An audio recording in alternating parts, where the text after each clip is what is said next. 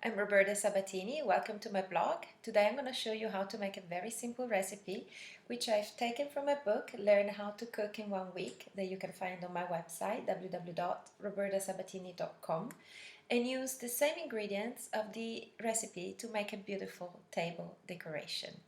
The only ingredients that we need are 500 grams of potato that I already sliced very thin slices, 1 big red onion, and 4 apples.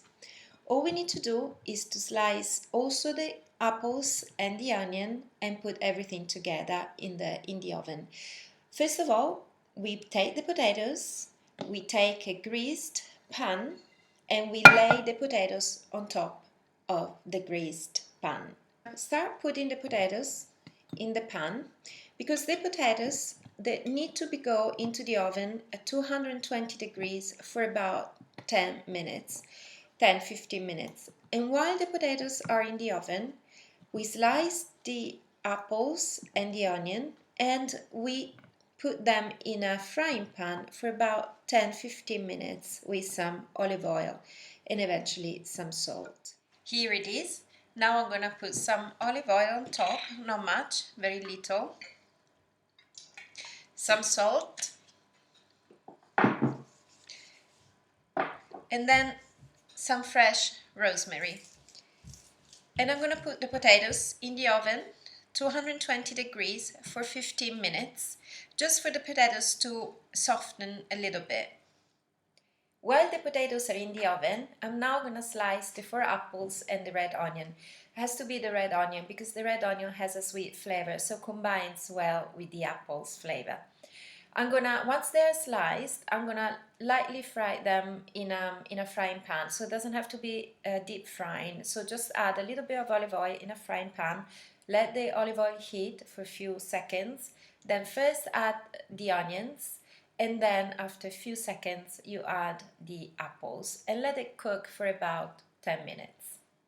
The potatoes now are ready. I took them out of the oven, and in the meantime, the apples and the onion cooked in the frying pan, and this is how they have to look like. So I'm gonna now put them on top of the potatoes just to cover them all.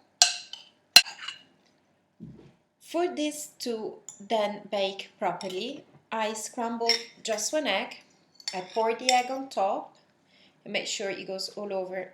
At the end, you can either choose to add some breadcrumbs or some Parmesan cheese. I'm adding the Parmesan cheese.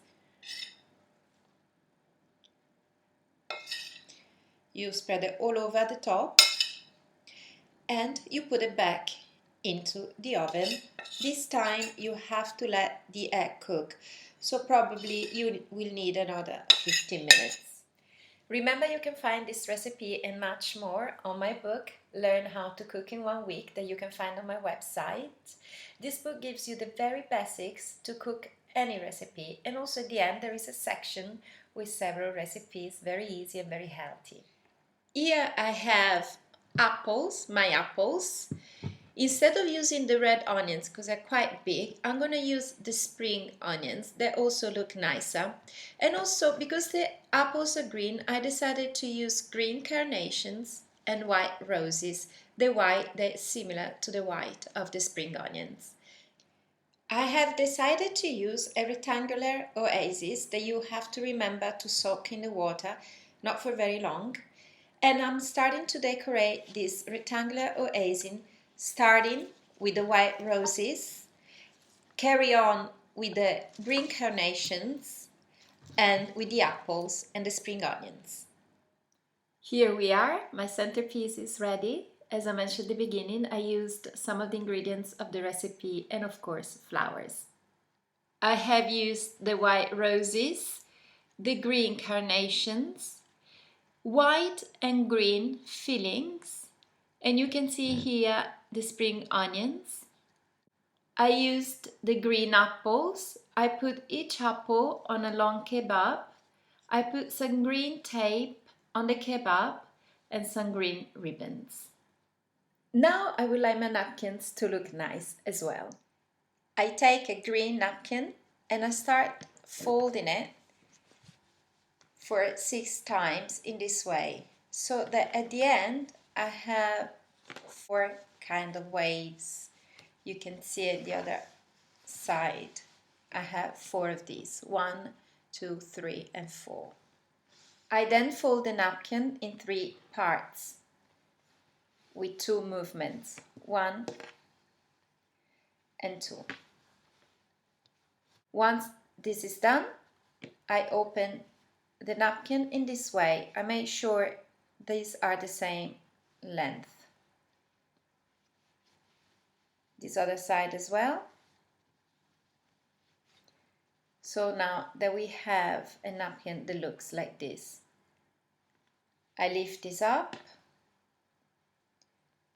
and we have this kind of shape. I use the same ribbon that I've used for my flowers composition and I put it around the napkin. I make a little knot and a little ribbon.